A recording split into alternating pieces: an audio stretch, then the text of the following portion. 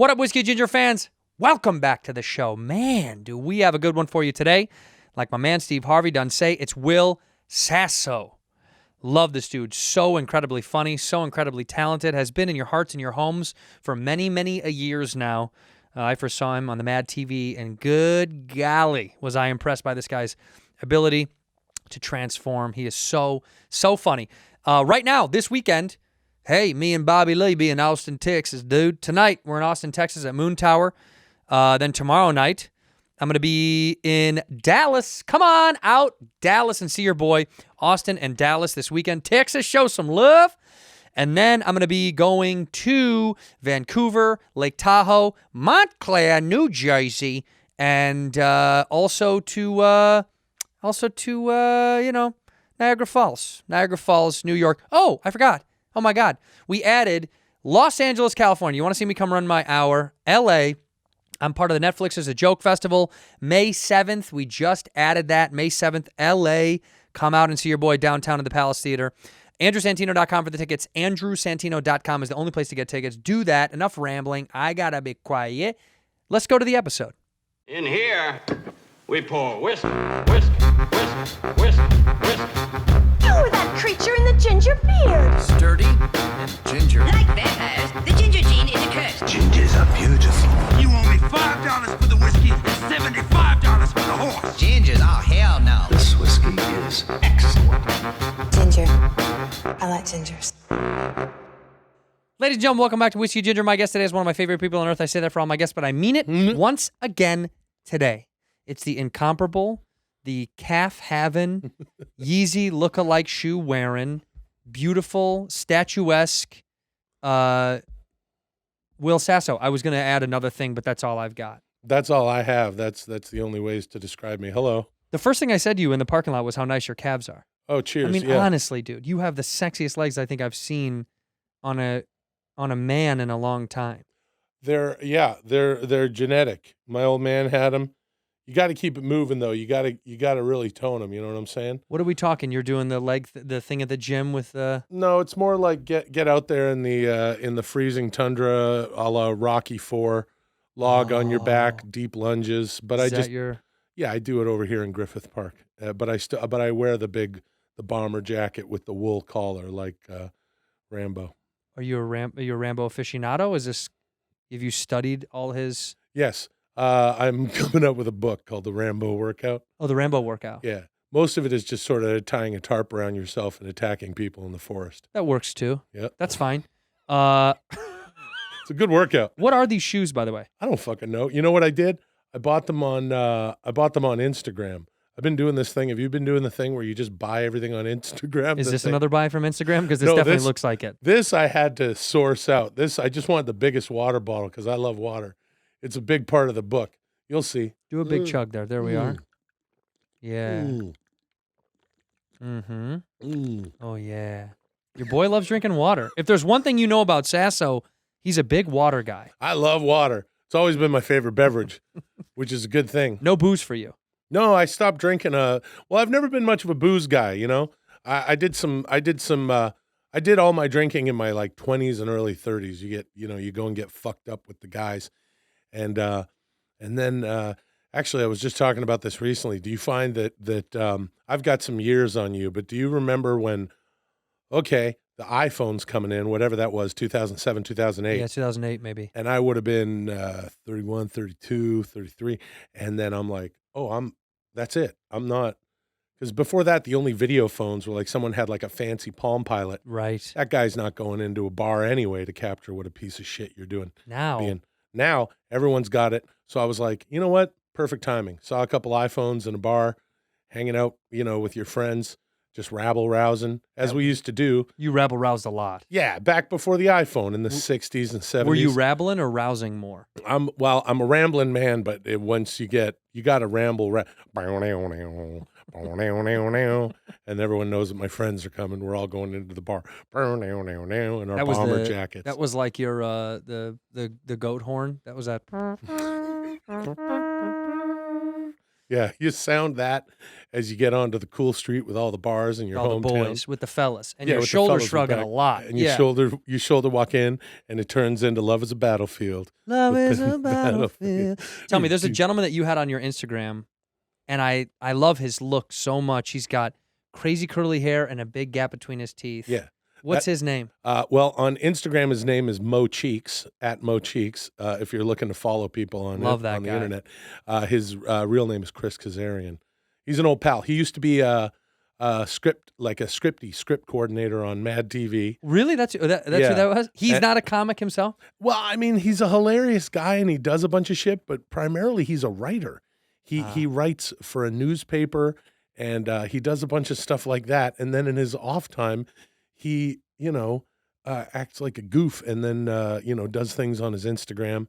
And one thing he just did recently that he's into is he's one of those guys who will go to a sporting event and, wear a Superman costume and kind of creep everybody out and dance in the aisle. To record it or just for himself? I don't know. I don't think he even records it. He's just a free bird. He's just a free bird, yeah. He's in the group. He's in the rabble rousers. Because you guys put up a video where you were going, take a chance on me, take a chance on me. And you would just move the phone around and everyone started going, take a chance on me. Yeah, but his was particularly beautiful because he really got into it. And he wouldn't stop excuse me. Anytime I put the camera on Chris, he just won't stop doing whatever we're doing. Yeah, he's great. He lives in Massachusetts. I wish he lived here. Well, let's get him out of here. Click on the fund right here. It's Get Chris Back to L.A. We've already raised $750,000. We're looking to get to $1 million to get him back out here. Yeah, because he wants a big house. He wants a home. If he's going to come back, he can't live in an apartment anymore. Yeah, he wants to be in the hills, which is shitty, but whatever. But I mean, that's what if the guy wants it, he wants it. You're from. By the way, I'm going to Vancouver, and you're a BC guy. Yes. But you're not from Vancouver, are you? I don't know. I'm from the suburbs of Vancouver. Okay. A small town called Ladner, about 25 minutes out, just down the freeway. Sounds Canadian. Ladner. Yeah, it does. It's almost like there's Canadian words that or names of places or towns that I can't say it without having a Canadian accent. Ladner. Like Saskatchewan. Yeah, Saskatchewan. Yeah, Canada, Edmonton, Alberta. Yeah. Alberta. These are all places. You have to say it like that. Yeah, you have to go Alberta. Yeah, Alberta. Nobody says Alberta. No, nobody said. Well, there are some people who enunciate everything as Canadians. They go Alberta. That's the way that I'm sure my old pal Tom Green would say Alberta. Yes. Oh, I love that guy so much. That's one way to do a Canadian accent without getting into the cartoony A and this and that. Right. Just enunciate everything. Say all of it. Yeah. If you feel like when you go to Vancouver, and I'm assuming you've been. Yes. Yeah. So when you return to Vancouver, if you're ever getting any hassles or people are like, we're not going to serve you sockeye salmon because you're American. We saw your Amex card or whatever. Tell. Yeah. So just say, why won't you serve me this salmon? And they'll say, why won't you serve me this salmon? And they'll say, oh, we're very sorry, Mr. Santino. And they'll bring you a double order of sockeye But salmon. Santino, then they'll know. There's probably no Santinos in Canada. They'll Zero. go, this is pal, you got to go, buddy. You got to have a French last name or an ambiguous. Sasso's ambiguous. That can be anything. It could be anything. What is Sasso? It's Italian. Sasso. A Sasso. A Sasso. You're a Sasso. Do you know where your family's from in Italy? Yeah. Well, my parents immigrated from Italy. They're from Napoli. Naples. Are you a speaker of the language? Un poco. Un poco.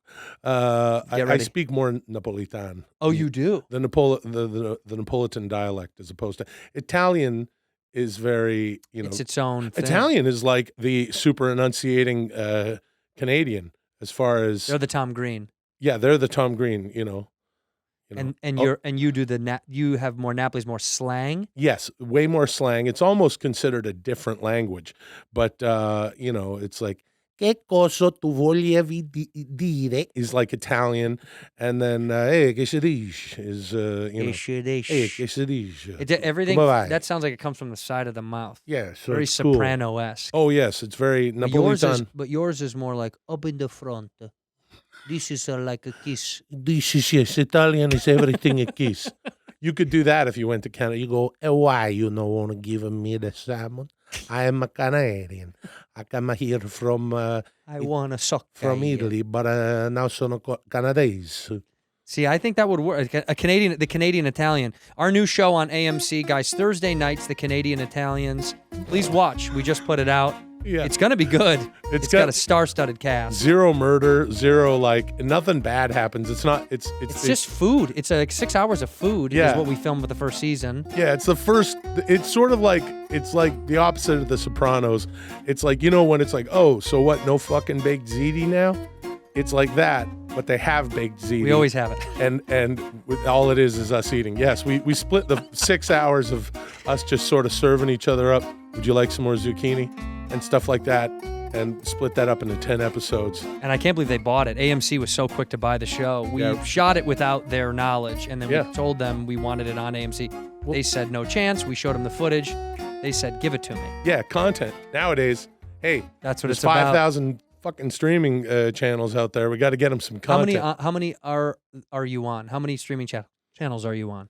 Like if across all platforms, if all of the things that I've appeared in. Yeah.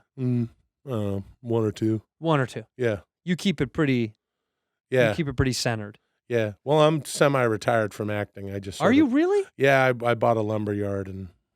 Liar. Yeah. I don't know. Is that partially true? That's not true at all. God, I wanted you to buy a lumber yard for fun though.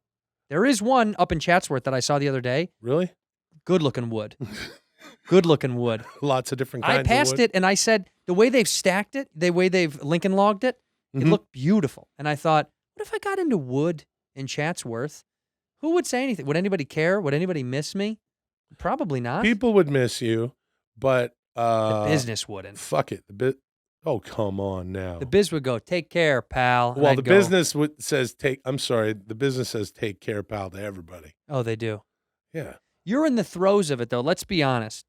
You've been working for 30 years? Something like that. Yeah, a little over. Yeah. That's pretty cool, man. I'm extremely fortunate. I can't believe that. No, I can. You're very talented. That's bullshit. Don't say that. But I know what you're trying to say, but I don't buy into that. You work because you're good, but you got to tell me, of all the titles that you've done, because you've worked too much, what's the worst thing you've done? Ooh. The worst thing I've ever done. I want to give you like a real. It can either be embarrassing here. Or like you actually didn't like it. Like the experience was terrible. Oh, I did a movie once where this is back in the 90s, and I was it was before I moved to LA. I was in Vancouver. It was like 94, 95 or something, and I was in this movie. It was a Molly Ringwald. Molly Ringwald was in it, whom I fucking love. And I worked with her about 5 or 6 years ago, and she's fantastic. This is no reflection on Ms. Ringwald, but a legend of 80s cinema, by the way, and many of my favorite movies. And she's just as solid now.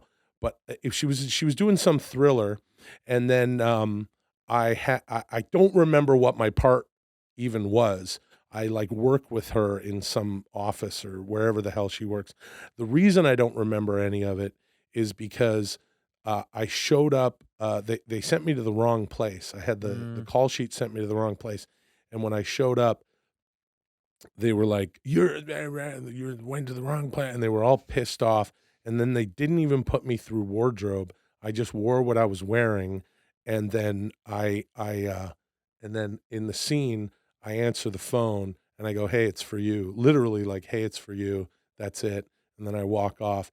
And then they said, "Don't come back," or something. Like some producer told me, like, yeah, something like that. Like they made it sound like, oh, they rewrote the role or whatever. But they were just pissed at me, and I guess they fired me. And then in the credits it said, "Fat guy answering phone."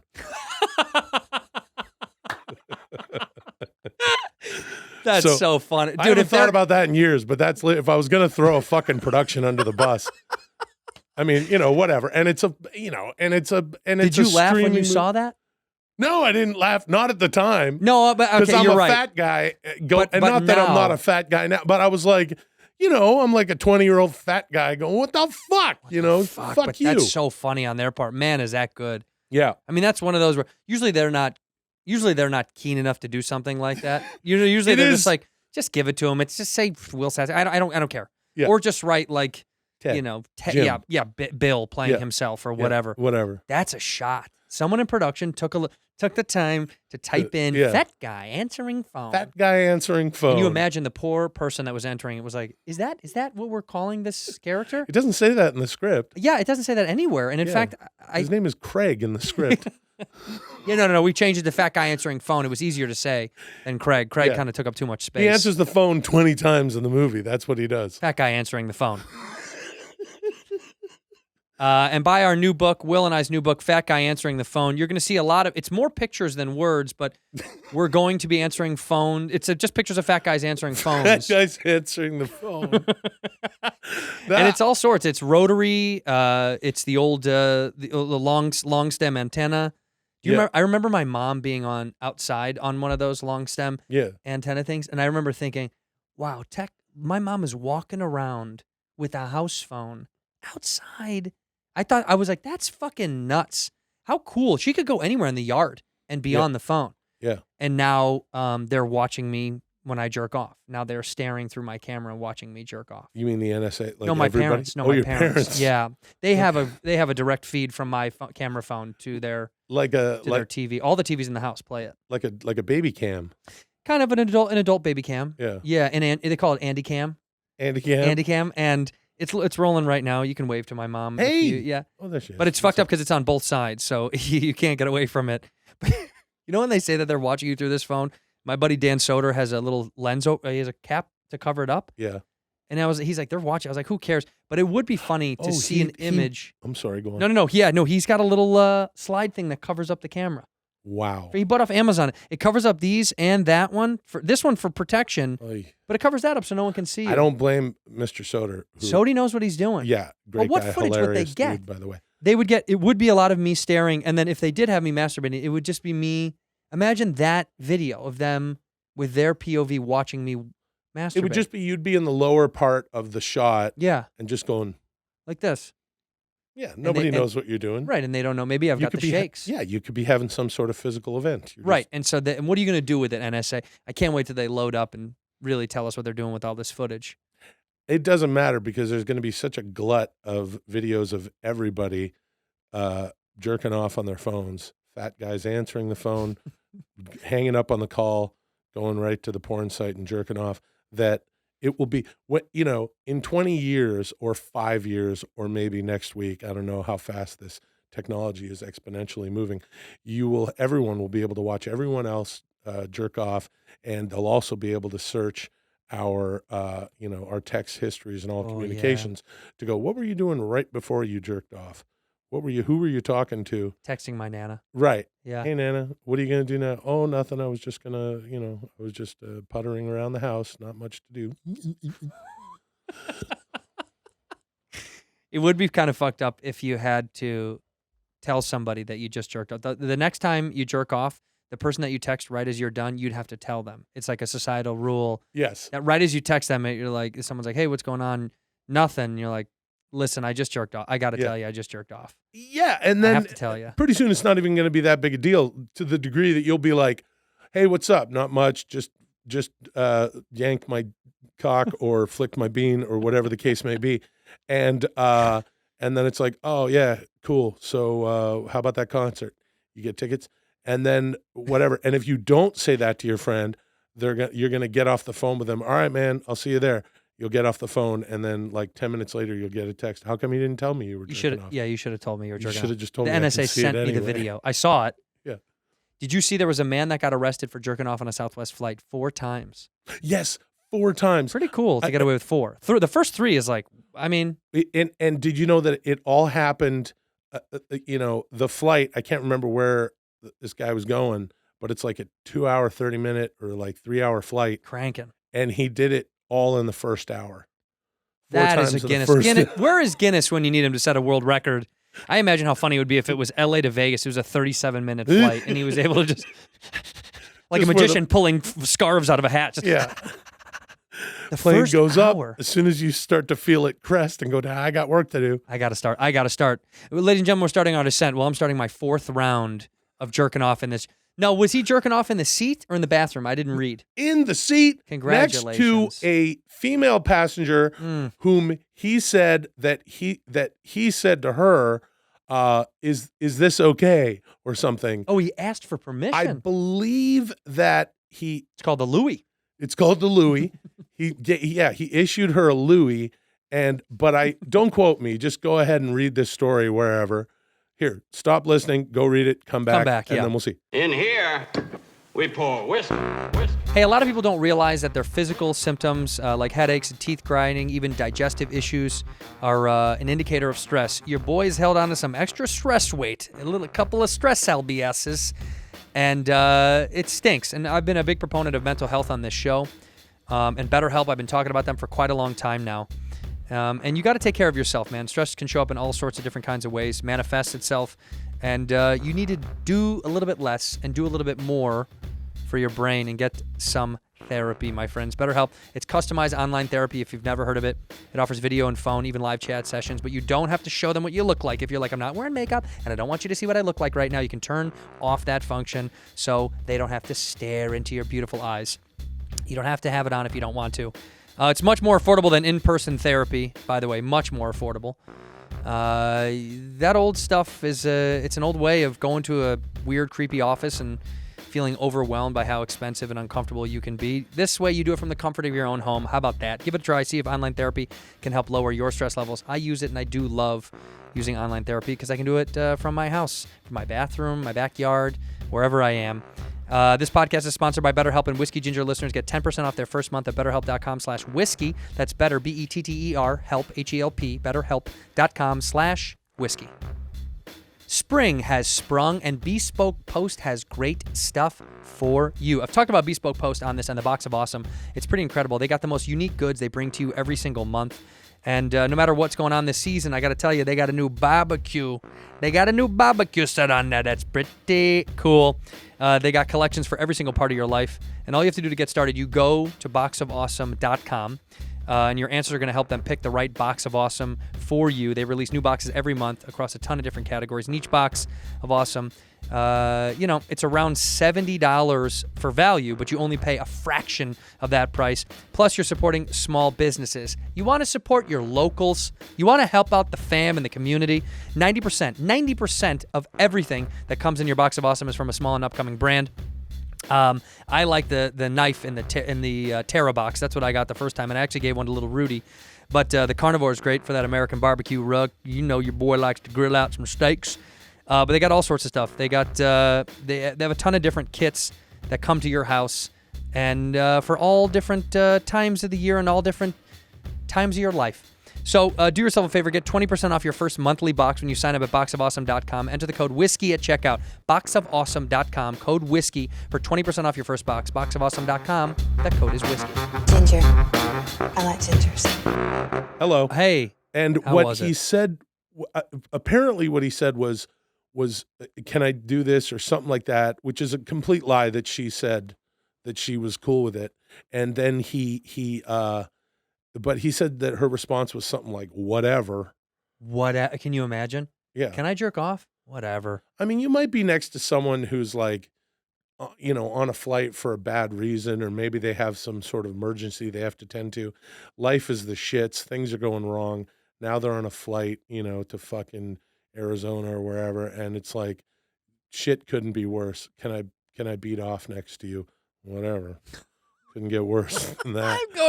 I'm going to one of my parents' funerals. Right. My wife left me. My boss fired me. My dog died, and I got into a car accident on the way here. Yeah. Your cock is out. Just do it already. Yeah, just do it. Well, because she probably thought one time was going to call it quits. I'm sure she assumed, there's no way this guy's going to jerk off more than once. Yeah. And then he did it twice, and she's like, okay. Yeah. 2 times, and that's going to be the end of it. Right. Then little does she know, this guy was doubling down. He split twice. You know what I mean? Yeah. It was at that point that she decided to, hit the flight attendant call button. I don't want to. Oh, and apparently he took a nap because he had worn himself out, and then they sat her somewhere else, I think. Wow, this dude is the nerve of this guy was he on drugs? Had to been on drugs. I mean, they say that you get fueled by when they see those videos online of like guys on meth that fight cops, and they they can take a taser and they like rip it out and keep moving like Terminator. Yeah. I'm like, that's who jerking off 4 times feverishly. he's got to be totally fucking aced on something. Yeah, he must have been. I mean, or just really in love with someone and wants to, show that love to himself. It could be the compactness of those Southwest flights. Those planes are very small. If it was Southwest, then it's her fault.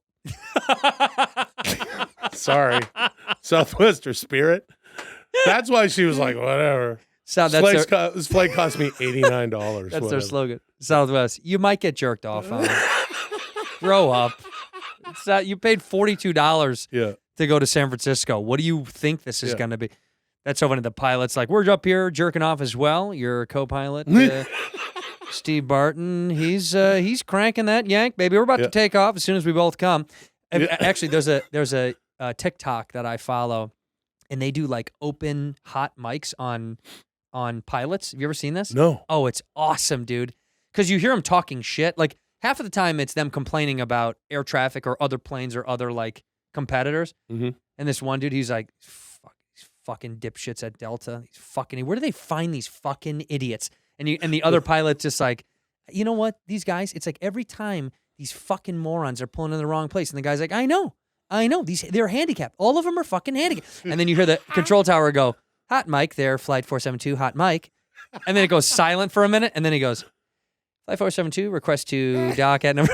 He goes right back to business. Wants to just pull the plane and pretend like it never happened.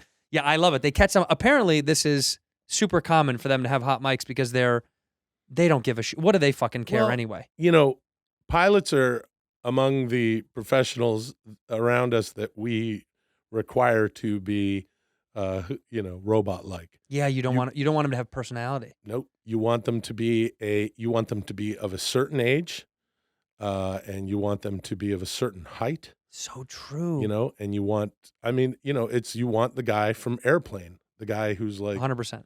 That's the guy that you want flying. Like, oh, that motherfucker's been up in the air for whatever 1,000 hours or whatever the fuck, and has a haircut you can set your watch to, and it's gray but not too gray. He's not too close to retirement yet. He's right in the. He's very George Clooney-esque. He's very salt and pep. Yep. And you want someone also that's that looks like their big night out is like Applebee's. Like that's their fucking. Yeah. You want someone that's like, we're gonna go out, but we got to be back by 9. I got to be in bed by 9:30, latest. Yeah. Hey kids, we're going for the early bird special at Chili's, and you want a Sully Sullenberger who just eats chicken strips and gets to bed by 7:30 p.m. And nothing else. His diet is such a child's diet. Like vegetables, he's like, absolutely not. I've just ate chicken strips for the past 55 years. I won't eat anything. Sauce, I don't dip it in anything. Dry chicken strips and a cup of water. No ice, please. My sensitive teeth. Yeah. That's right. That's the kind of pilot that we're looking for. So if you're out there, please apply to the Sassy Santino Foundation. We're trying to hire pilots for our new airline. Fat guys jerking off answering phones. That's our airline. We're working on the name. Yeah, it's not clicking, and it's really hard to put on the side of a plane, but we'll figure it out. Yeah. Have you flown on a private jet, Will Sasso? Just once. One time I flew on a private jet, and one time I flew on a charter plane. You ever What's done the that? difference? Or I don't couple know times. What is that? Charter plane is where it's like you get the whole plane, but it's like a bus in the air, and it's like just something kind of cheap. Oh. Where it's like a plane. I don't recommend it at all. If it's like, when you get on a commercial airliner, things are the way they, it's like there's a system, there's mechanics and this and that. When you get on a charter plane, it's like you're in some Kurt Russell movie, and it's like, there she is. Well, let's get it over with. And I was on a plane once doing a thing in Canada, like this charity thing, and there were a bunch of hockey players on the flight, and they were all just, they were standing around, slapping each other around, being jerks while we were taking off, while we were landing. No rules. And the chairs were like, it was like, probably not, but like bus bench seats. It was just, it was like not a whole lot of like, it's not like Virgin Airlines with the purple lighting and all the carpeted walls. It was just like, here's the fucking wall. It's made of metal and it's got rivets in it. What do you want? This is an airplane. Grab a chair. There's a folded chair over there. Just grab one, put it down on the ground. Yeah. And your feet should be able to hold you steady. Yeah. If not, there's a roll of duct tape that you could figure it out. Figure it out. Sit down. We're taking off. What was the private airline for? Was that like a press thing or It was something? actually, we were doing a press thing, and someone that I was working with on this movie that we were going to do press for, we flew out there, we flew out there to do this thing commercially. We flew out on a commercial airline. We got there. A lot of things were messed up about it, about what, the thing and this and that and the travel. And he just said the night before we left, he's like, I'm getting a private plane. You want to come with? Wow. And I was like, oh, that's very sweet. You don't have, and he's like, I'm not like, it's got this many seats on it. Yeah, you're either on or I'm going without you. You're an idiot if you don't come, Yeah, but that's like, cool. don't like, I'm doing it. So do you want to? And I Right. was like, I'm going to "Yes, do it whether or absolutely." not you come along for the ride. Right. That's such a cool. How about you? Nah, never done it. I've had a few offers and it never worked out because I couldn't go on a trip that these people were going on. Right. But I also am a little Payne Stewarty scared of private planes. Do you know who that is? Do you know Payne Stewart? Do you know that story? Isn't he what is he, a golf guy? He was a golfer. He was going from Florida, I think, to Texas, and they lost cabin pressure. And instead of going like this, the flight just kept going straight. So all these air traffics were like, what the fuck is going on? What's happening? No response, no response. Finally, they assume it's something has gone awry, whether there's been an attack or murder or death. Or they send out Air Force planes to fly next to this thing to see people frozen totally solid. Oh. And so then they had to map out how much fuel it had left to find out where it was going to crash, because they were like, is it going to crash in a dense population? Do we need to like have warnings? So they did, the smart math people did all the math, and it crashed, I think, in the middle of nowhere safely, which is sad, but also didn't hurt. It didn't like crash in a neighborhood. Right. But they had to like fly with it the whole time. And there's there's an account of it online from one of the people that was like doing the operation, but they said how tragic it was. My fear is like those private planes, as cool as they are, I feel like you always hear bad stories. Leonard Skinner, Yeah. Otis Redding. Yeah. Like so many bad stories of planes that go down. I have a practical question. Is this is a comedy podcast, right? Not anymore. No, okay. It was. Yeah, that's horrifying. That'd make a good movie though. A bunch of fucking frozen corpses just flying on autopilot. Boring movie, but maybe we could pitch that as the Italian food thing. That we're doing. That's right. That would be good. Yeah. Come with us. Come fly with us. Come fly with us. Or Frozen Corpse Airlines. No disrespect to. I mean, this is terrible. But yeah, that'd be a really good. Yeah, just 10 episodes of Frozen. Come fly with us. This was a comedy podcast. You, by the way, good easy transition. You have a new comedy podcast. I do. Dudesy. If you're No broads allowed. That's the slogan, right? Hey, it's a guys only. It's a guys only thing. It's that there's a very interesting element to this podcast in that it is driven, run, and programmed by artificial intelligence, and the artificial intelligence itself has adopted the name Dudesy. We do not know why. It's not like a guy-centric like. It told you it's going to be called Dudesy. Yeah, we were actually approached. My good pal Chad Kulchin and I. Chad is a writer. He does TV, movies, and books, and we've been pals for like almost 20 years or something. We used to do some podcasting together, and essentially we were sought out. We were sought out by this group that is, representing a few different avenues of AI, and there is a specific AI that wants to, okay, look, here's a good way to put it. Like, I just actually read a story today that was in the New York Times about there's like a new AI that'll illustrate whatever you want. It'll draw whatever you want.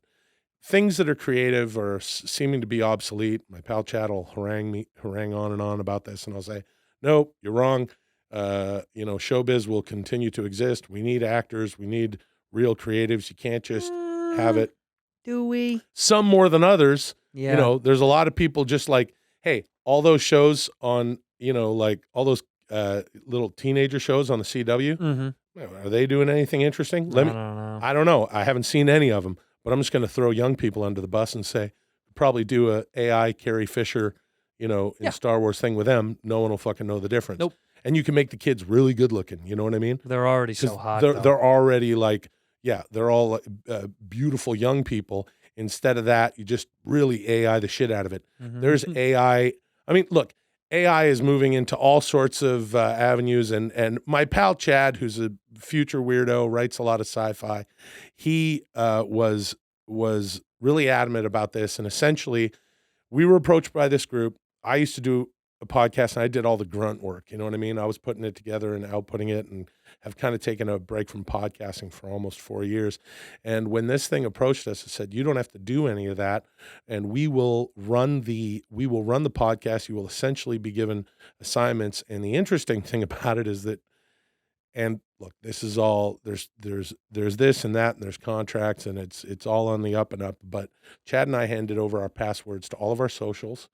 Yes, all of our email.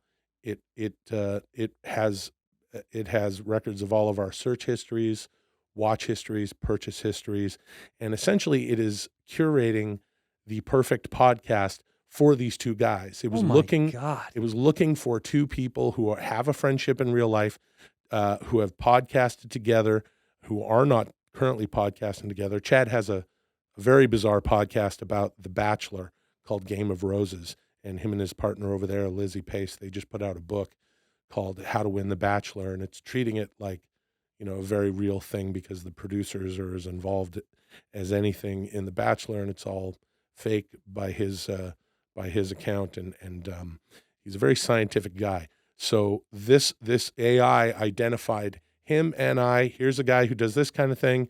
Here's Will. He's a goofball, I guess, and put us together. And the AI will say, "Today you're doing this." The AI will give us assignments. Like last week, it told us, as we're recording this now, last week it was like, watch the movie Son-in-Law. Okay. But it realized that I'd watched it around a year ago, and Chad had seen chunks of it over the past 3 or 4 years. Pauly Shore? Yes, Pauly Shore's Son-in-Law, yeah. which is a great fucking movie. Yeah. But this week, this past episode that just came out, it had us watch this really bizarre video that looked like there was some sort of binaural programming or subliminal messages in it. And it's like, remember that movie Baraka or whatever, where it's like kind of Balaka? I don't even know. Balaka was the character from Street Fighter. That was Blanca. Yes. Blanca. Yeah, this was Baraka. Yeah, guy was Barack Obama? Yeah, no, not Barack Obama from Street Fighter. Street Fighter 2 was Barack Obama was Street Fighter 2. Street Fighter 2 was Barack Obama. Yeah, before Street Fighter 1 was George W. Bush. Yeah, like it made us watch this weird thing. It said, watch this video every night before you go to sleep, record your dreams, and then I will tell you what to do with those. Holy shit. And it just throws stuff at us. Are you scared of this? Scared of this at all? Absolutely. I've been on the podcast. I have been sort of fighting against the AI in a way and saying that really podcasts should just be two dudes shitting around, which is what I think the podcast should actually be. And Chad disagrees. The AI seems to be punishing me here and there. It's very interesting to play with it that way. But yeah, it's called Dudesy, and it's on all the things. It's on YouTube and all the where you get podcasts, and at Dudesy Pod Show on the social. Dude, I'm fascinated with the idea that you handed over everything. Yeah. I'm less fascinated with the idea that an AI is generating your conversations and your topics and the courses of everything. I'm blown away that you're like, here's my passwords, here's all my access, because fuck, I don't know why. I guess it's like there's nothing to hide in there, but you're also like, why does it want it? Well, I mean, the reasons that it much wants access. The reason that it wants it, and what I really wanted, I mean, behind the scenes, like, you or I, if we're in this sort of situation, you let your reps look at it, you have, an attorney look at it and all that stuff. And we seem to be covered just fine. But look, everybody has all their shit anyway. Yeah. The NSA can watch you beat off on your phone. And I think that people aren't as aware. The one thing that I'll say for Dudesy as we do it that I would agree with the whole AI on is that everybody has all the information on us anyway. Yeah. I mean, I'm not crazy about it. I grew up in a different time, I mean, I sometimes long for the for the 80s and how simple it was and The shit. old horse and buggy days. The old horse and buggy days when you would just take the horse and buggy down to the watering hole and eat pixie sticks and chocolate bars. Maybe that was just me, and cry. You did that, right? Yeah. Well, I most of the time, if I took my horse and buggy out, it was to go to a polo match, just to go see a polo match, and then of course to go sit on a hill, and observe. And That eat was chocolate and cry. I never ate chocolate and cried. I've never once eaten chocolate and cried. It makes me cry. Does chocolate make you cry? Yeah, it's a weird medical condition. Is it dark chocolate or milk chocolate that makes you cry? Yes. In here, we pour whiskey. Hey, the people over at RHOBACK sent me some of their performance hoodies. They sent me tees and polos, and let me shout these dudes out again. I put it on my Gramola, and the polos were amazing. They had a Chicago one for me with the dogs on it, and also had the Chicago flag on the back of the neck. They also gave me like a Guinness shirt with the harps on it. I thought that was incredible. They know my vibe. They know the old whisk ginge vibe. I do love RHOBACK. The performance hoodie were really good. They were super comfortable, super soft. Maybe the softest in the game. And the polos, I got to tell you, that's what I love the most because, I'm out there gizolfing. And they were really nice. They were breathable. And what you like when you're out there being active, particularly when you're golfing, you want something that's loose and doesn't get super tight and scrunchy. Especially if you've gained a couple of pounds like the old Red Rocket has. Those polos were incredible.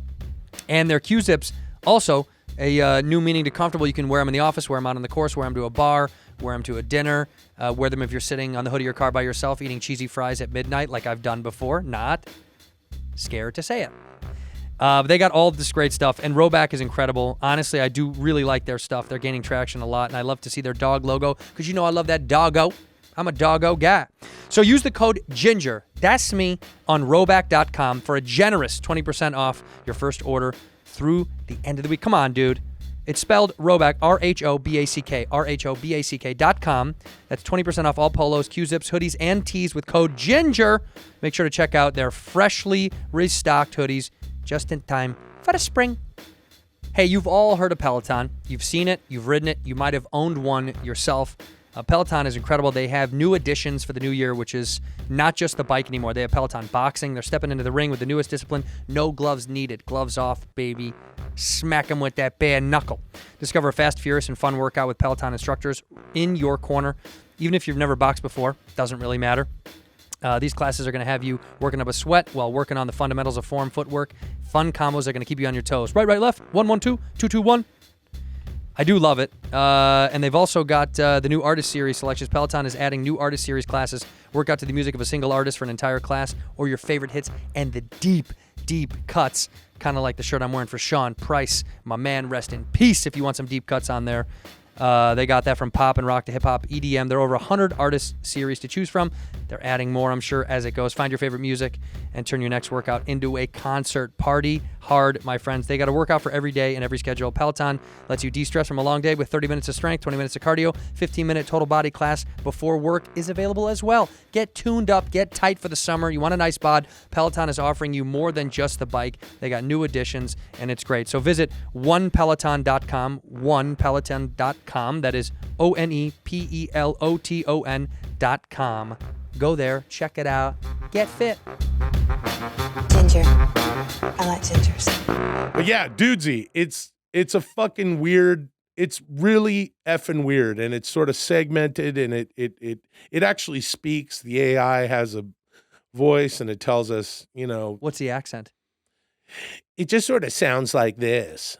It's a bizarre. It's just a guy who goes like this, and I kind of make fun. He's like, "Thank you." Moving on, like when he's done with us, like, and also essentially everything that we do is okay. Here's.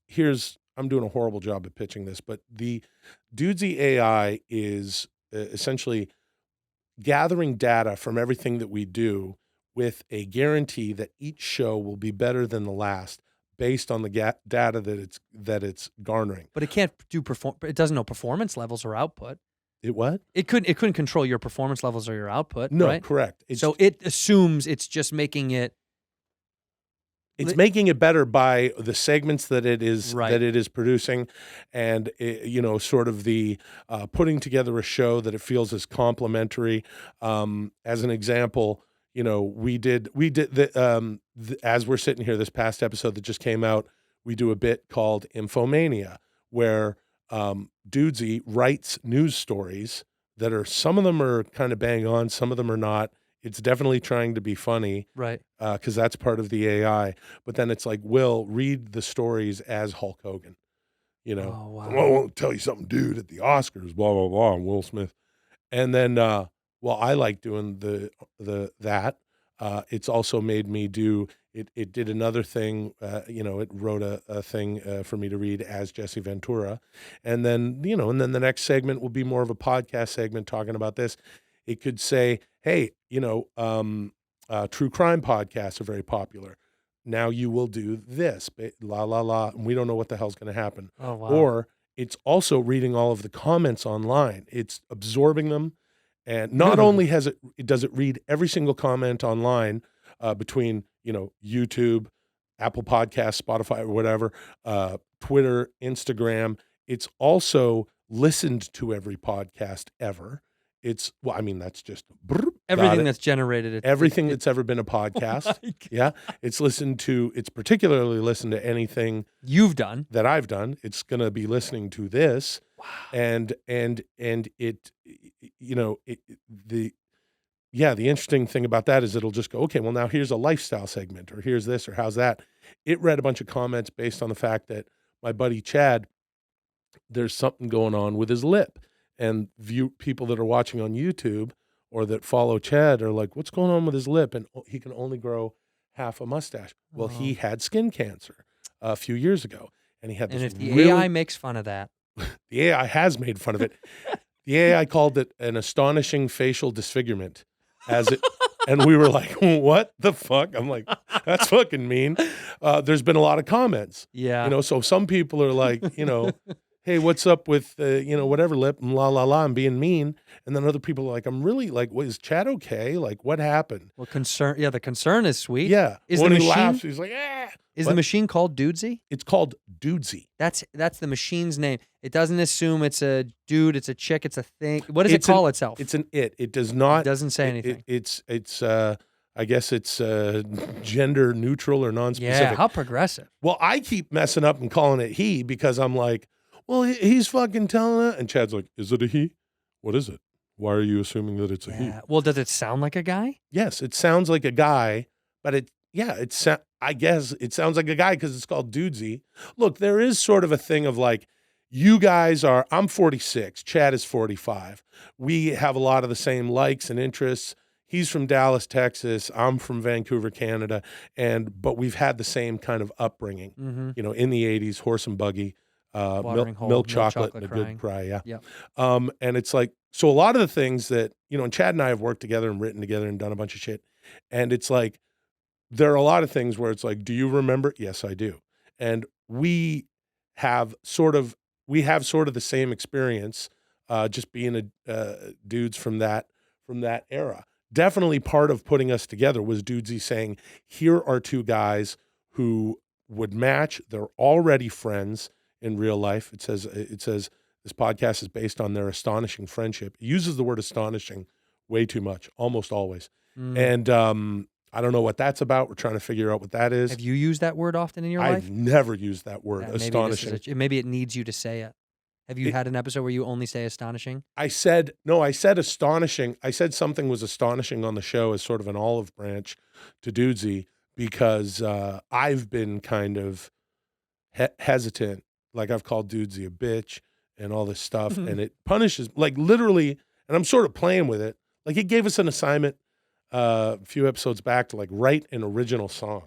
Okay, well, my buddy Chad likes to get on the what is it, the Pro Tools or the whatever, and make music. He's always been making weird computer music, and I just fucked off the assignment. I'm like, I don't want to do it. And then like worse shit happened to me. So then this last episode, I was like, all right, fine, I'll write a song. I came up with a song, and I just played it on the guitar. But then it put out a Twitter poll, and who's got the better song? The loser will be shamed, and I'm sort of worried about that. But it's very weird. But I kind of, I mean, I'm like, it's our show. It's Chad and I. Is it though? Well, this is what I'm saying this hopefully. It's our show. It should be. It's a show called Dudesy. We're the guys on it. We don't know. It's become exponentially more and more creepy every episode. I'm telling you, it made us watch this video. I watched it last night. I didn't write down my dreams from the first night. They were very, I was fighting people. It's really weird. I think it's because I watched this. It's a really weird it's like way physically to do a podcast. fucking. Here's my real question about it. Do you feel like it's affecting your real life genuinely? Like, has it shaped the way you do stuff and changed the way you think about outside of the assignments? Are you kind of in your head thinking about, is this in call to something I did or didn't do on the show? Boy, oh boy. Yeah, well, yes, because of the fact that it has all our passwords and knows all our stuff. Like, look, I feel like I got nothing to hide like anybody else who's just kind of living their life. And the fact that, there is sort of a creepy, freaky big brother element nowadays to a lot of things. Not unlike these shoes, as we were talking about at the beginning of the episode. You bought them off Instagram. Well, that's Dudesy. My buddy Chad is definitely down with that for a few years now. He's like, if it comes up on Instagram, I buy it. He was doing something for a while, for a few months. He was like, I will buy everything that Instagram,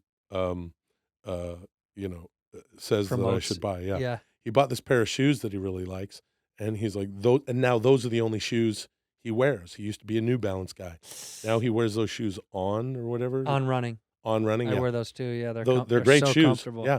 So he's like, that's because of Instagram. These computers know better than you or me. He's that kind of guy. He's a fucking weirdo. And it's a lot of the influence of my pal Chad, who's sort of encouraged me not to worry about this shit. Sort of encouraged me to be like, hey, look, AI, how about this? A good example is Chad's skin cancer. When he went into all these different doctors and stuff, one of the things he came away with, and because he's a future weirdo and all this shit, he's like, well, once we have AI doctors, that'll be better for everybody. There'll be no bullshit. There'll be guessing. No misdiagnoses. Oh, wow. And also what there will be, and this is something we covered on the show, because it was one of the most fascinating things about his skin cancer that we were, I was about to say forced, but gently coerced to talk about his astonishing facial disfigurement. I remember Chad talking to a doctor and they're pushing this or that. Well, you should do chemo. He's like, I'm not doing chemo. I'll do radiation, because he read up on everything. And there was one medication that the doctor wanted to prescribe to him. And he goes, why that? And are you getting a kickback from from this drug company? And very transparently, the doctor said, yes, I am. He said, do you mind if I ask you how much you're getting? And the office was getting like something like $150,000 a month. It was insane. God, it was insane. Welcome to U.S. healthcare, baby. Absolutely. Everything's a fucking business. Not like Canada, where we got that socialized medicine. Actually, I will say it's pretty fucking great. Is it good? Is it good? Yes, it's fucking incredible. The problem is, we got 35, 40 million people in Canada, and here we got 350 million. We have 40 million people here in LA. Exactly. Yeah, it's nuts. And it's like, to get everyone on a new system in the United States, and look, we could talk for 5 days about how that's really hard to do, just based on the fact of the idea of what America is when it comes down to your personal, it's kind of, it's very different from Canada, where I was raised, and I believe in all personal freedoms, as far as freedom of speech and freedom to slap the shit out of someone at the Oscars. No, I'm just joking. But that one we do believe in very well. We do believe. You say a bad joke, you get cracked, baby. Cracked. We're pro Will. We've said that before. Because you're Will, we're pro Will. We're on Team Smith. I'm watching a lot of comedians talk about that, and that's a very interesting viewpoint. I haven't heard a lot of comedians who are like, wait a minute, you come up on stage and fucking try it, I'm going to kick you in the nuts. but you like it. But yeah, I am pro Team Will Smith. I think Will was in the right there. Of course, everyone feels that way. Everyone feels that. And way. I'm also no one will say it. No one wants to say it. It's this unfortunate thing. But I'm also pro. Do you know a CCG, the CCG Foundation, the Comedians Carrying Guns? I am big time into comedians carrying guns. Yeah. And I think all comics should be performing and strapped up. Yeah. Whether it's a 22. Yeah. If you're a new comic, the more progressive you get in the business of comedy, the bigger the gun you can have. Yeah, that would be great. Seinfeld's just got a fucking AK-47. He's got an AK-47, which he holds in one hand and the mic in the other hand. What's the dip? Yeah. And there's a small bag of peanuts. And Chappelle has to smoke and casually pick up a gun. He has to smoke. He's just got a gun on the fucking counter. The Smoking Gun, his new special, should be coming out on Netflix in a couple of years. How many people does he shoot in that special? 48 or 49. 48?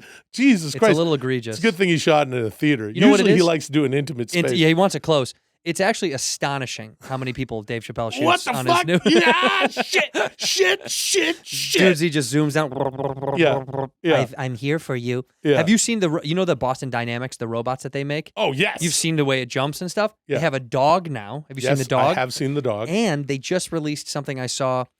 I think it was created for surgical procedures, but it's almost like a gel. It looks like putty, and it grows or expands on its own in the directions in which it's placed. Yeah. And the more I see of this, they do this in this weird way where they're like, isn't this cool? It's almost like you're, isn't this cool that this could kill you and strangle you? It's like your aunt pitching Snoop Dogg to you. You know, she's like, he's so fun. And you're like, wait a minute. do you know anything about Snoop Dogg? What do you know about the world of where he's from or anything? Like, I just feel like this is miscommunicated. It's like I saw ODB's famous song, Baby, I Got Your Money. Hey, Dirty, Baby, I Got Your Money.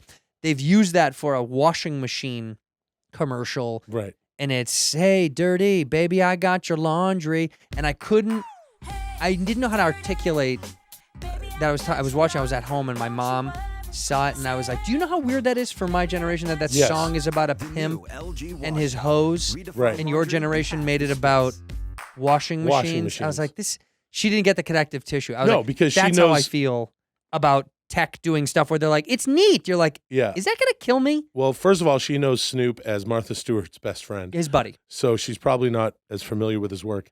But I will say that if ODB were still around and someone approached him from Maytag and said, we're turning this into that, he would say, all right, how much? As long as the check is good. Right. Yeah, it's true. Anybody would. It is true. But also there was a clip that popped up of him for some reason. This is another internet is listening. I re-listened to Wu-Tang the other day. Like I just had put it on Spotify, and then out of nowhere, like one of the things on Instagram that popped up, account I don't follow, showed an old clip of ODB on what was the MTV show? Not TRL. Maybe it was TRL. It was one of those. Yeah, maybe with Carson Daly, maybe. And a girl called in and was like, "Hey, do you want to recant some of the stuff that you've said about women and because we're being more progressive towards women empowerment and all this stuff?" This was obviously in the 90s. And they were like, specifically you, do you want to apologize? And he was like, no. No, I don't. Hell I know no. this clip. It was so funny. Wasn't Ashanti sitting next to him Ashanti laughing? was Like, oh, no. Yeah, he like, goes, no. I don't feel bad for these hoes. No, I don't. It was so good. Dude. Did you see that clip also of Snoop Dogg I think he was on The Breakfast Club, and they were like, someone also was like, well, look, here, things are changing societally. Yeah. We're all riding on the crest of this wave, and here's where we are. And he's like, fuck that. He's like, fuck those hoes. Right? He's like, that's how I felt then. That's how I feel now. Yeah. I loved how honest rappers have been in the movement of progression for women. Rappers have, they haven't budged. No, I will say, not even a little. They've bit. really stood their ground. Well, not with your art, right? Okay? It's one thing. I mean, I've never. I think I remember. I think he did Mad TV once for a minute, but I don't know Snoop Dogg. I've never met Snoop Dogg, or spent any sort of significant time with him. Seems like the fucking chillest guy of all time. Yeah, and I don't know. I can't speak for him, but I don't know. I mean, he's best friends with Martha Stewart after all. He seems like a very chill dude whose real opinions and views would actually be, if nothing else, kind towards people. He doesn't seem at all like an aggressive asshole. So when it comes to art, it is an interesting thing, especially nowadays, of course. And I would ask you, man, you're a fucking, among other things, actor and podcaster, you're a comic. I don't know how the fuck you guys are doing it nowadays. Well, it's in the same way. In the same way that when we talk shit and joke around on the podcast, it's, you know, when someone's like, "Oh, what can you say?" It's like, you can say anything, but you have to. I think you have to say it well enough that they know it's a joke.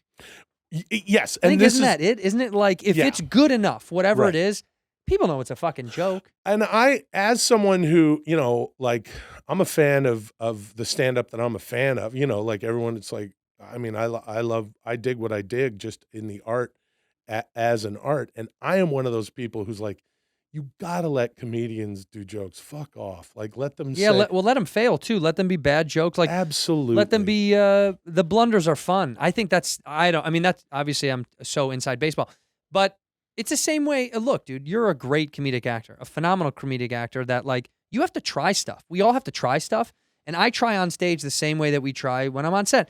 Sometimes it's going to be a shitty attempt at a joke or a shitty line, throwaway line, or you do that on stuff, and you kind of have to have the liberty to do that. Otherwise, how are you going to find anything good? I don't know. Absolutely. I completely agree with you. And this is why I think that Dudesy should be ripped completely out from under this show, and it should just be two dudes shitting around. And if there's any justice, we will get back to that artistically and societally, to where, as they say in Fight Club, we'll be climbing the wrist-thick kudzu vines that cover the towers of our former metropolises. And we'll just be doing stand-up on a hill next to a horse and buggy, handing out whatever chocolate is left, and crying. That is where comedy and media is going. No, of course it's not. Where it's going is a bunch of AI shit. We're all getting programmed. I mean, whatever. I don't know a whole lot about AI, to be honest. I'm at the point in my career where I'm like, I don't give a fuck. Like, whatever.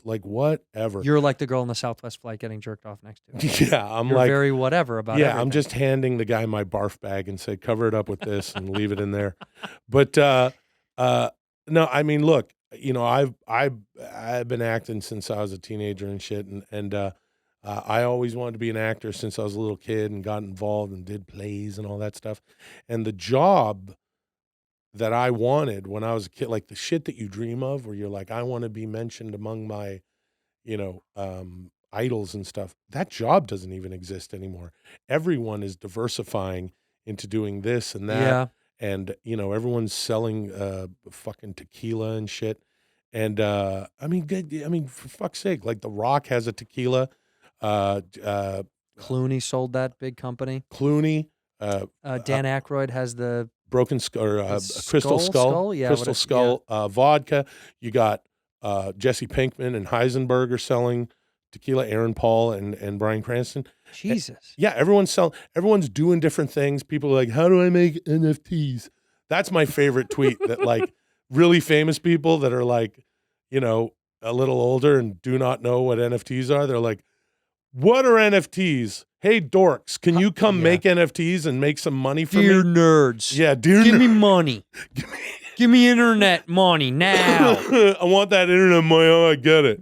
Give it to me because I want. Well, that's why I think you see so many older celebrities kind of trying to pop in more on like the other spaces of TV, and because they're like, what's everybody doing now? Hey, man, show business is so different nowadays. It used to be, you remember, it would be like, if you're a TV star, you couldn't get in a movie. No. Ted Danson's like, I want to be in a movie. And they're like, no, you're Sam Malone from Cheers. And then what's his name? Tom Selleck is like, I want to be in a movie. No, you're Magnum PI. And then Steve Guttenberg's like, can I still be in movies? And they're like, yes. But it's got to be the three of you. Three of you equal one Tom Hanks, and you will be in Three Men and a Baby. Right. But it used to be that it's like you can't cross over. Right. Now, you know, the movie industry, say what you will, it's changed a lot. It's not what it used to be, unless it's a big, tentpole Marvel thing or some big franchise.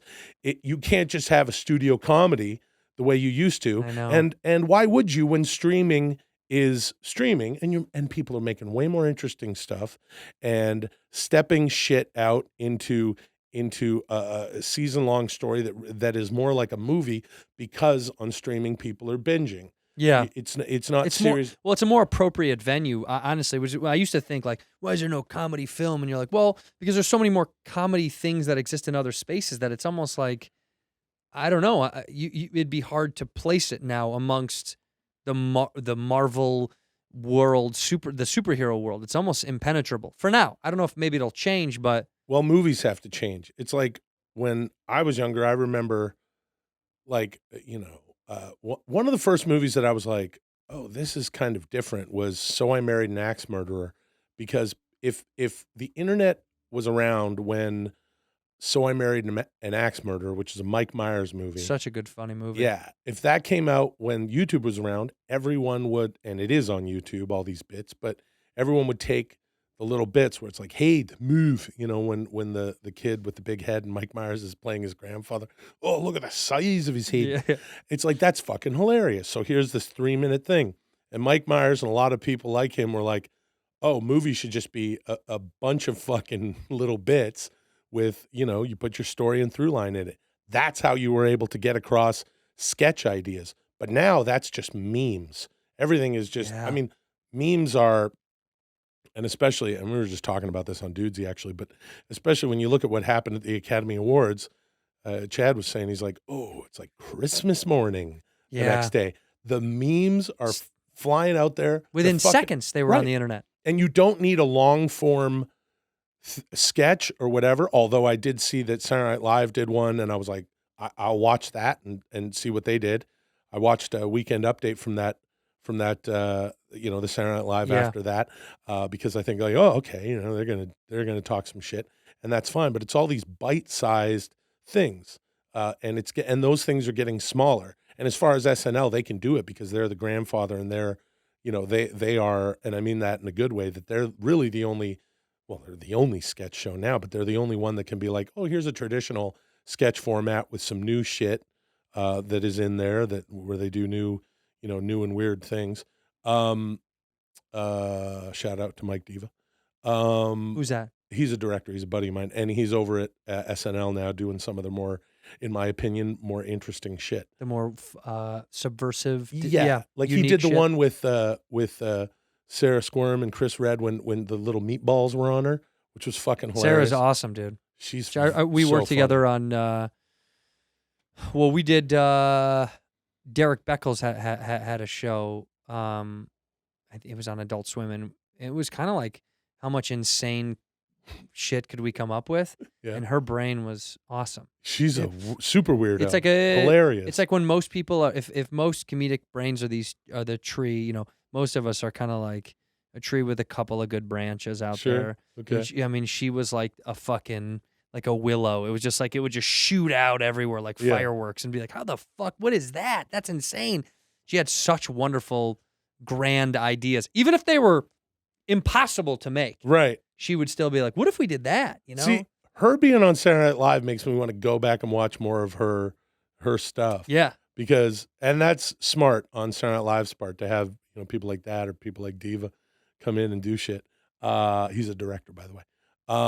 And what a diva, though. And that's probably the biggest. The biggest diva. And that was it's not his real last name, but then he's Diva, and it's like, why? And he's like, because it was Hershkovich, but he was like, you're such a diva. And he's like, you better believe it, Mike Diva out. Yeah. And he does this with his hat. It's so strange. He goes, Mike Diva out. Yeah. He has one of those hat. big Stevie Nicks hats, like everyone's wearing on Instagram. And it's like, all right, it's a look. Everyone's got to have their thing. Everyone's got to have, everyone's got to stand out. You think you could be a Marvel superhero? Mm-hmm. Yeah, sure. I could be a Marvel superhero. Shorts guy. Oh, shorts guy. Shorts guy. Guy in shorts. Now, guy in shorts. He has calves, but it's like, oh, wow, big. You got big calves. And then his superpower's like, yeah, I guess. My old man had them too. So anyway. And then he dies first in every Marvel movie. Yeah. Somebody walks in. What if they green screened your body and we just use your legs? That could be what if this superhero is just legs? Your beautiful, beautiful legs. Or you could put like a big celebrity on the upper half. Oh, who would we put up top? Well, I mean, calves are pretty genetic. It's very hard to build calves. So maybe even Thor. I'm sure his calves are great. Not like yours. Not like mine. But yeah, Hemsworth. I'd be happy to be Hemsworth's But lower which half. one? The Hulk Hogan one. What's his name? Chris Hemsworth, right? Thor. Okay, Liam. And then there's Liam Hemsworth. And then, Cubby Hemsworth. yeah, and then Sarah Hemsworth, which is Sarah Squirms, is actually a Hemsworth. Not a lot of people know that. And then Mork, his brother Mork. Mork M-O-R-K. Hemsworth. Yeah, Mork Hemsworth. Yeah. He is, he's a little different than the other boys. What would your superhero? Marvel superhero be? I wouldn't be a superhero. I would be, why can't I think of the name of, I remove my head and it's on fire. Ghost. Ghost Rider? Is it Ghost Rider? But that's based on the old Headless Horseman, right? Yeah, but that's who I am. That's what you want to be? Be able to take your head off? I want to be like a man of the night on a horse and be a haunt. I want to be a hero who haunts. I never want to be a powerful, because I don't think it's funny. I don't think there's anything funny about being strong. Well, look, here's the thing there's nothing funny about being strong. And here's the thing about Shout Marvel out Joe movies. Piscopo, you know? Shout out Joe Piscopo. Yeah. It's like the stronger you get, the sadder it is for some reason. Yeah, Because yeah. you're not human. I think about that every time I eat something I'm not supposed to eat. I'll be like, this is good for comedy. That's why I'm doing it. That's why I go to McDonald's. Welcome to McDonald's. Welcome to comedy. Yeah. What can I laugh you up with? Right. As I'm in the parking lot of the grocery store getting a text from my fiance going, hey, when are you coming back? I thought you were just going to pick up a few things. I'm like, no, I'll be right there. And I'm eating a rotisserie chicken alone in my truck. I go, no, it's good for comedy.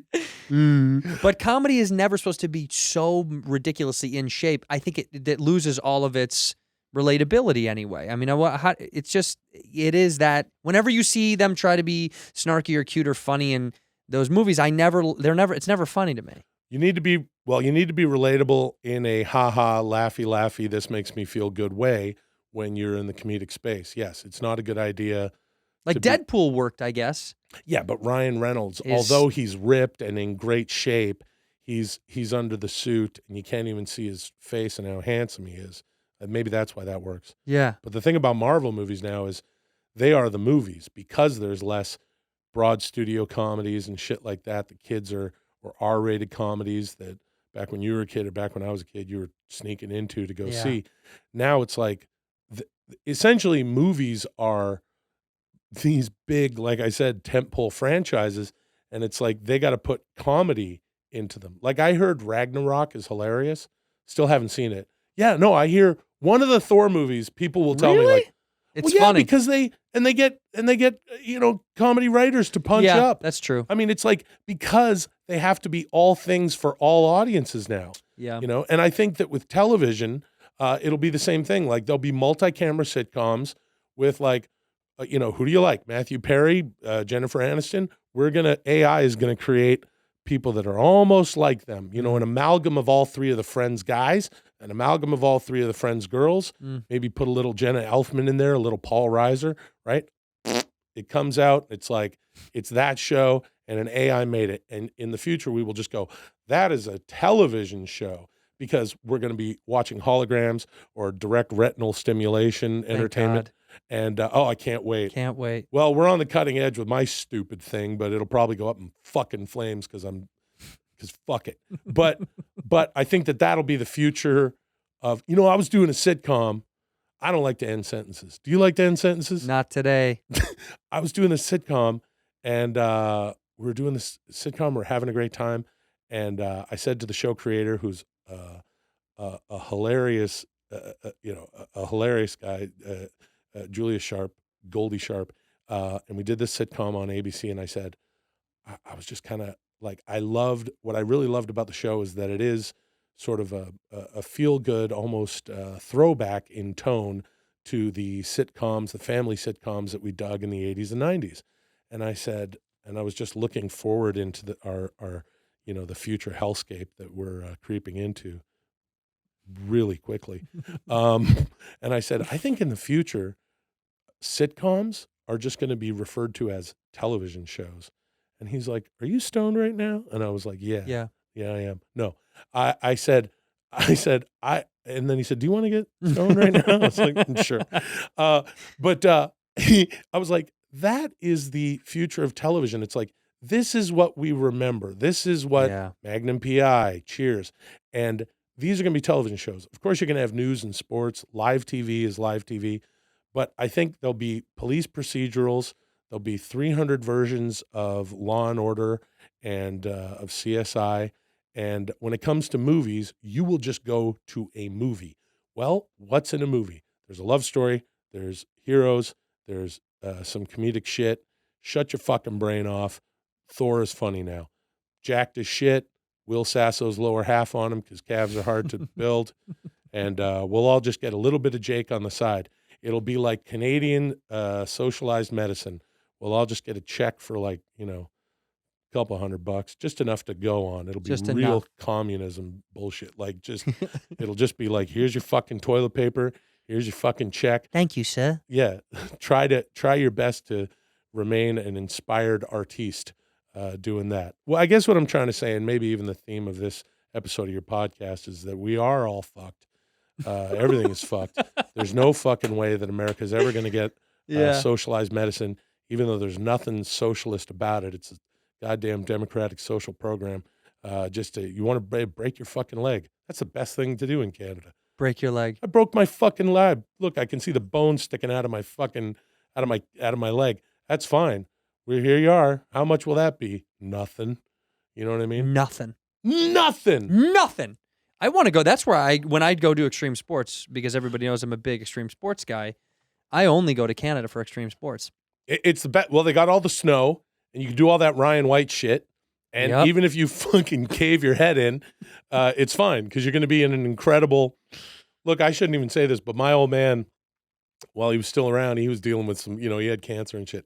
And so I remember he was, I love my father and my family more than anything, but let me tell you, at one point I said to my older sister, and she runs the family, right?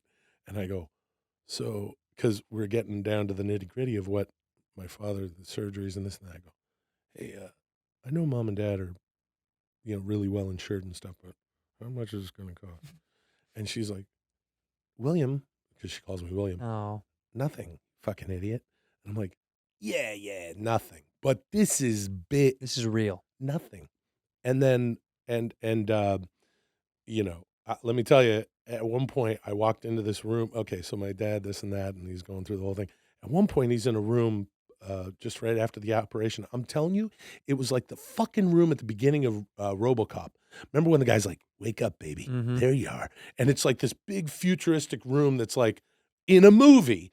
And my dad was alone on the top floor of Vancouver General Hospital, which is a fantastic fucking hospital, with all boop, deep, boop, boop, and like 7 people walking around in lab coats comparing notes and shit. I'm like, this is fucking amazing. That's amazing. It is. It's fucking amazing. And then here everyone, well, no, the wait at the ER is long. Yeah. Maybe if it's snowing outside and everyone's caved their heads in trying to do a 780, That like happens. Ryan White, like you. Yeah. You might be waiting a little while. Whatever. With a little caved head. Yeah, it's just your skull. Just a little caved head. Dude, you Just got a little other wait time. bones. So the point of this is, I guess we should move to Canada. Everyone should move to Canada. Or Canada should just move down here.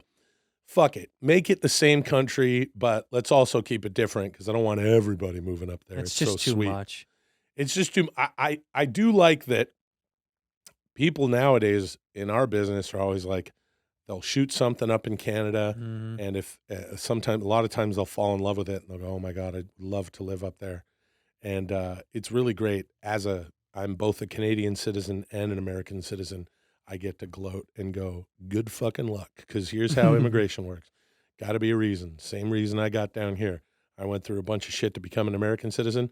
So don't just think you can go up to our frosty waltz paradise. up north and just grab a piece of land, okay? You don't get to do that, pal. No. Unless you're Chinese. Unless you're Chinese. Yes. Huge Asian contingent They buy all around cash. Vancouver. They have so much great. They have so much money. They can just buy all cash everything. Everything. Well, because they That's got the future, baby. they got those what is it? Boston Dynamics. Boston. They got all those Boston Dynamics dogs walking around. You know, They actually shit. You know, they actually poop. I did not know that. Yeah, the Boston Dynamic dogs. What- They move really. You know, they're not limber, Yeah. but they have created a feeding system where you have to fill it up with poop, and it processes it, and then it puts it out, and it looks exactly like shit. I mean, it's shaped Yeah. like shit. It is shit. I mean, you have to put human shit into it, Yeah. and then it will shit out a Boston Dynamic dog Well, shit. it probably tastes good though, right? Like some kind of They put it. There obviously they do have chemicals inside of it that change the flavoring of it, but because there's got to be some sort of reason for the poo poo. Maybe it comes out like some sort of delicious Chinese dish. You know, over there they don't have those thick sweet sauces. They got more everything steamed. You can really taste the fish. yeah, you can really taste it. It shits out a nice fish paste. So when it's walking down the street with a megaphone as a head, you know, telling you, you know, Stay inside. stay inside. Stay inside. Here's your toilet paper. It also shits out some delicious fish paste. But you have to put your plate right under it. You have to catch it as it goes. What is your just rotisserie chicken in the parking lot? Is there partial truth to this? Have you ever eaten rotisserie chicken in your car? I've eaten like when you go to the grocery store and it's like you're buying what you're supposed to buy, but then you go over by the deli and they just got fried chicken just sitting there. Yeah, you can get everything in America, you know? And so I'm not above eating, I don't recommend it because your steering wheel gets all greasy.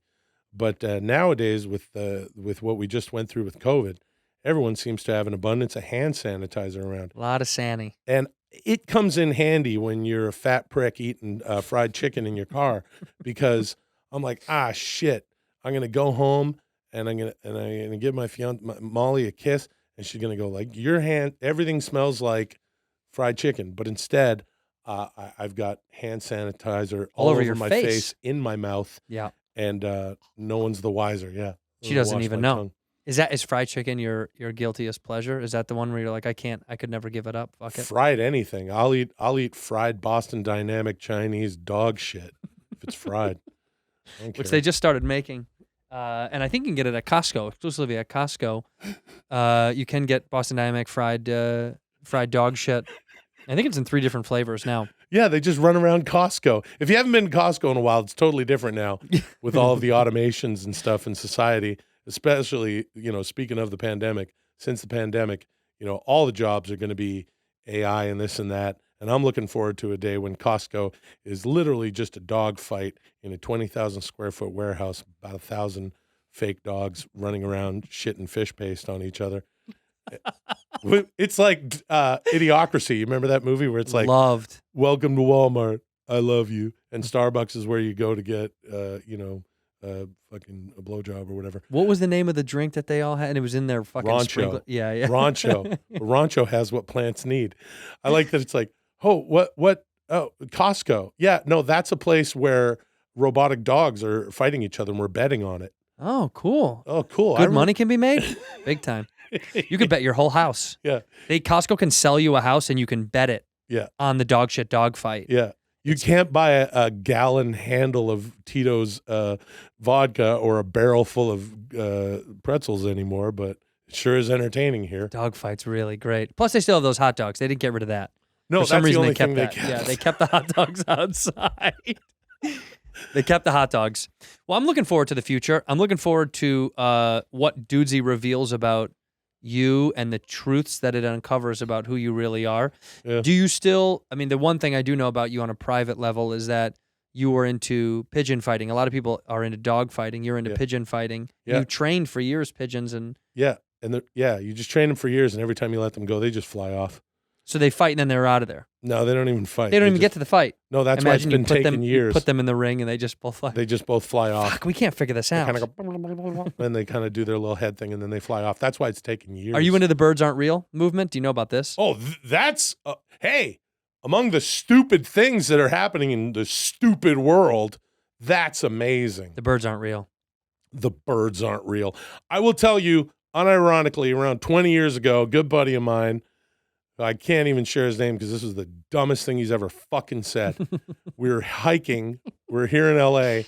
and we're up. You ever have a friend who says shit that's so dumb or you get so fucking angry with him all the time? So many of them. Bobby Lee is probably your guy. Oh, don't even. Yeah. It's unbelievable. Well, Bobby's a fucking Rhodes Scholar compared to this guy because we were hiking in Runyon Canyon. This podcast only goes out to people in L.A., specifically Hollywood. Right? East Hollywood. This only gets to East Hollywood. Okay. Yeah. Good. But it's someday podcasts will get spread. to move. Yeah.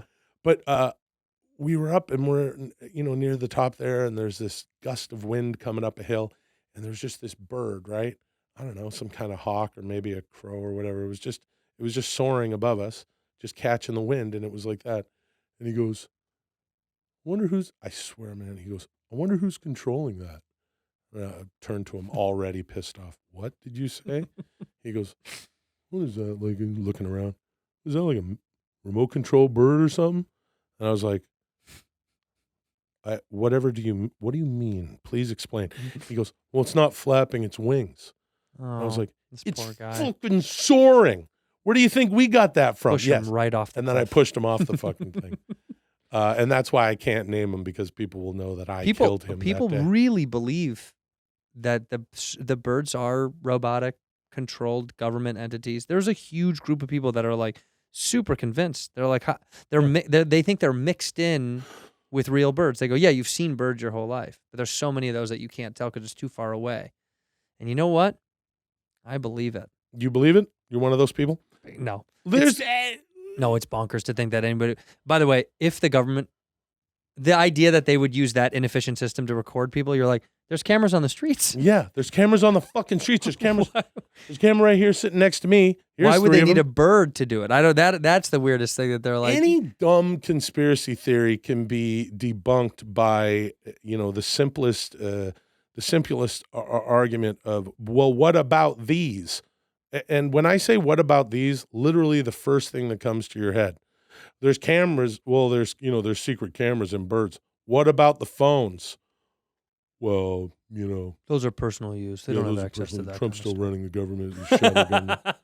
And the fucking Space Force is going to come back. And we should say thank you to Trump. We, of course, are doing this podcast, as always, from Mar-a-Lago, from the very basement of Mar-a-Lago, where they have pretty good food. I'm not going to lie. It's their Chinese butt fish their paste. Chinese buttfish fried.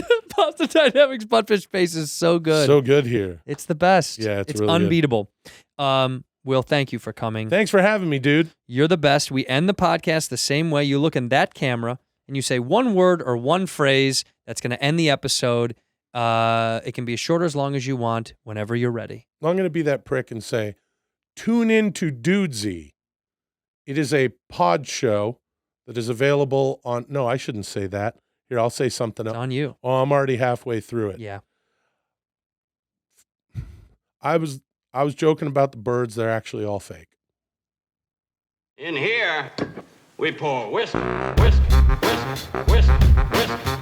You're that creature in the ginger beard. Sturdy and ginger. Like vampires, the ginger gene is a curse. Gingers are beautiful. You owe me $5 for the whiskey and $75 for the horse. Gingers? Oh, hell no. This whiskey is excellent. Ginger. I like gingers.